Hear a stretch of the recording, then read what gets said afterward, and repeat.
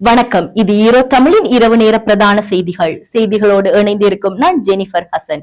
முதலில் தலைப்புச் செய்திகள். விசேட சோதனை நடவடிக்கையில் ஒரே நாளில் 882 பேர் கைது. அரசியல் காழ்ப்புணர்ச்சிகளை விட்டு மாணவர்களின் நலன்களை முன்னிறுத்தி முடிவுகளை எடுக்க பழக வேண்டும். பிரதமர்.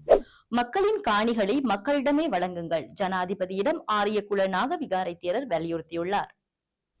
மாகாண சபை தேர்தல் குறித்து அனைத்து கட்சிகளில் ஆலோசனை பெறப்படும். தெற்கிற்கும் வடக்கிற்கும் ஒரே சட்டம் என கூறும் ஜனாதிபதி தற்போதைய விகாரை விடயத்தில் அதனை நிறைவேற்றாதது ஏன்? தமிழகத்தின் இருப்பை பாதுகாத்துக் கொள்ள தமிழ் தேசிய கட்சிகளுக்கு ஒற்றுமை தேவை. சுரேஷ் பிரேமச்சந்திரன். இலங்கையில் கண்டுபிடிக்கப்பட்ட பெரிய இயற்கை ஊதா நட்சத்திர இரத்தினக்கல் உலகளாவிய அறிவியல் மற்றும் கலாச்சார மேடையில் அறிமுகம்.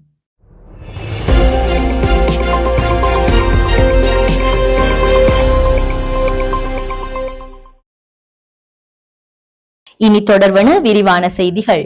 முழு நாடுமே ஒன்றாக தேசிய வேலை திட்டத்தின் கீழ் நாடு தழுவிய ரீதியில் முன்னெடுக்கப்பட்ட நாளாந்த சோதனையில் நடவடிக்கை தொடர்பாக தகவல்களை போலீசார் வெளியிட்டுள்ளனர்.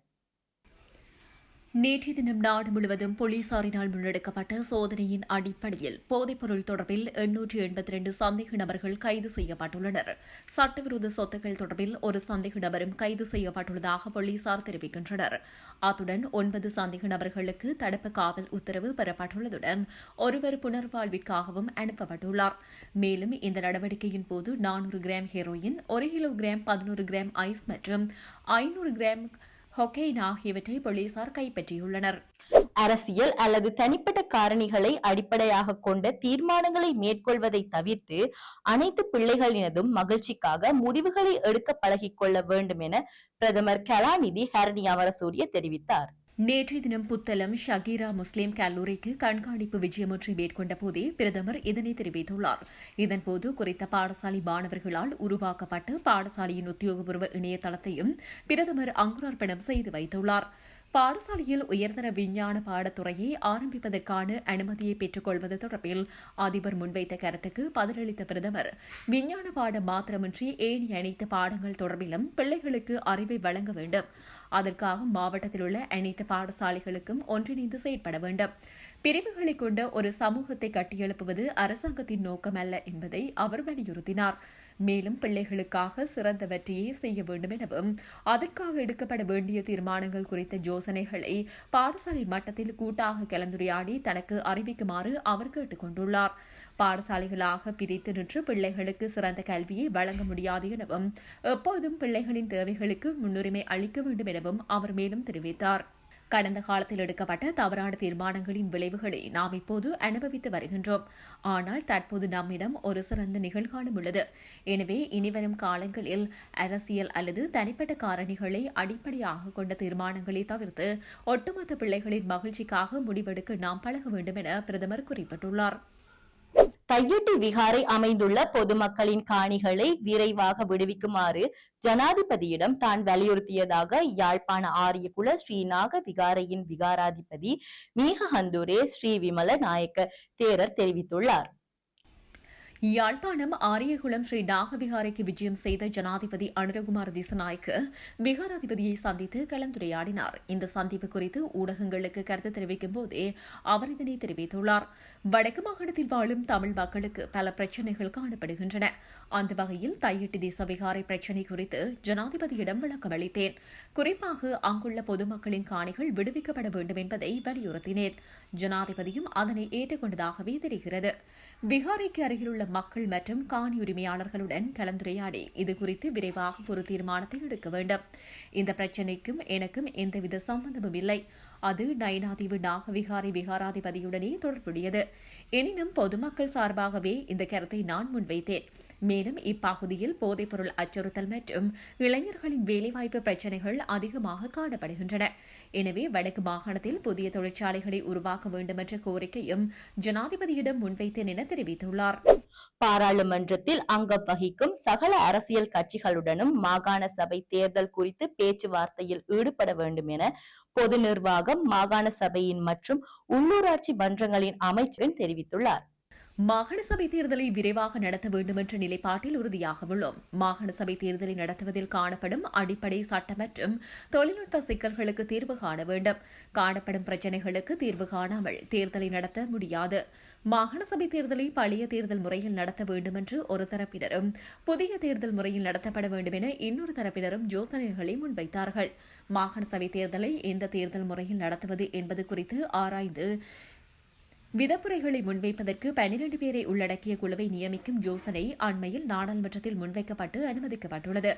அனைத்து எதிர்க்கட்சிகளின் பிரதிநிதித்துவத்தையும் உள்ளடக்கிய வகையில் சபாநாயகரால் இந்த குழு வெகு விரைவில் நியமிக்கப்படும்.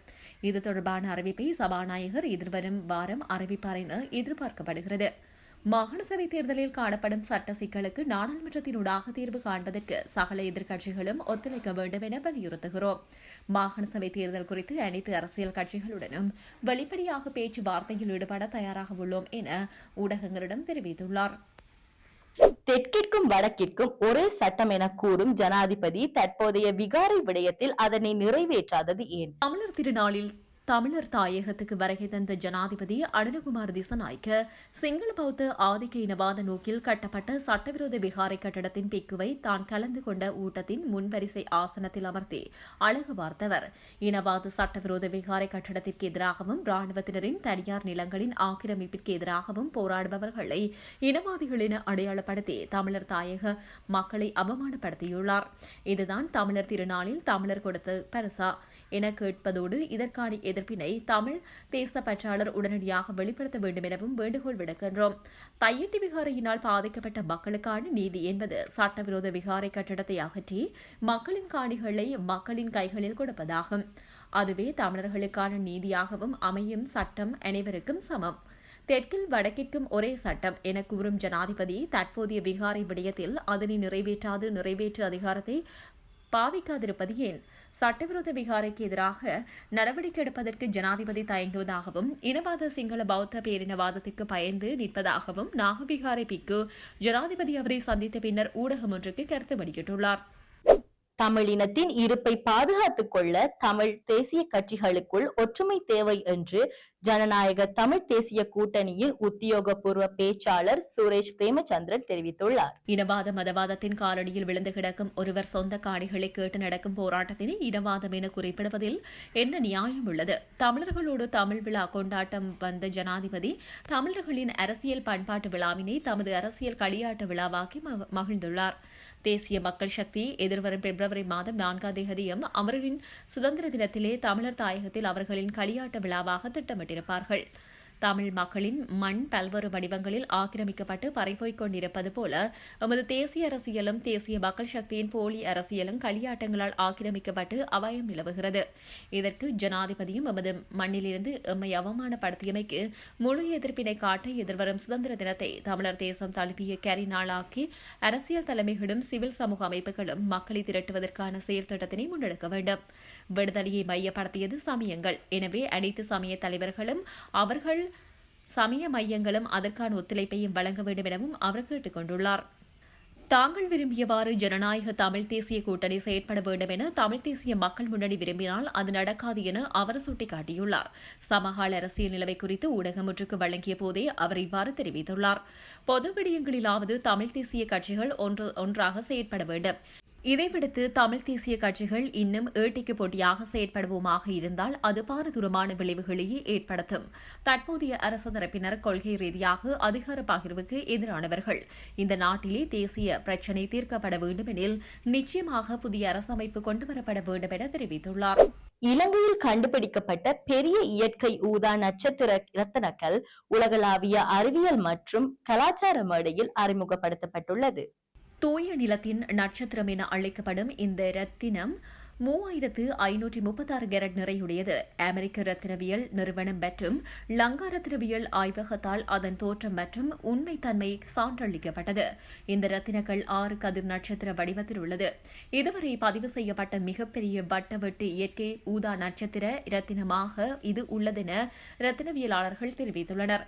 இந்த ரத்தினங்கள் மில்லியன் கணக்கான ஆண்டுகளாக இயற்கை புவியியல் செயல்முறைகளால் தான் உருவானதாகவும் இதனை செயற்கையாக வடிவமைக்க முடியாது என்றும் அவ்வாறு உருவாக தேவையான நிலைகள் மிகவும் அரிதாக இருப்பதாகவும் நிபுணர்கள் தெரிவித்துள்ளனர். டெல்லியில் இருந்து பேக்டோர் நோக்கி 230 பயணிகளுடன் பறந்து கொண்டிருந்த இண்டிகோ விமானத்தில் கழிவறையில் கண்டுபிடிக்கப்பட்ட ஒரு சிறிய டிஷ்யூ காகிதம் ஒட்டுமொத்த விமானத்தையும் அதிர வைத்துள்ளது. இன்று காலை டெல்லியில் இருந்து புறப்பட்ட இண்டிகோ விமானம் ஒன்று நடுவானில் பறந்து கொண்டிருந்த போது அதன் கழிவறையில் கையால் எழுதப்பட்ட ஒரு குறிப்பு கண்டெடுக்கப்பட்டது. அதன் டிஷ்யூ காகிதத்தில் விமானத்தில் வெடிகுண்டு இருப்பதாக எழுதப்பட்டிருந்ததால் விமானத்திற்குள் பெரும் பதற்றம் நிலவியது. மிரட்டல் விடுக்கப்பட்டதைத் தொடர்ந்து பாதுகாப்பு நெறிமுறைகளின்படி விமானம் உடனடியாக லக்னோ விமான நிலையத்துக்கு திசை திருப்பப்பட்டது. காலை 8:46 அளவில் விமான நிலைய கட்டுப்பாடு அறைக்குள் தகவல் வழங்கப்பட்டு 9:17 அளவில் விமானம் லக்னோவில் பத்திரமாக தரையிறக்கப்பட்டது. விமானத்தில் 8 சிறுவர்கள், 2 விமானிகள் மற்றும் 5 பணியாளர்கள் என மொத்தமாக 238 பேர் பயணித்திருந்தனர்.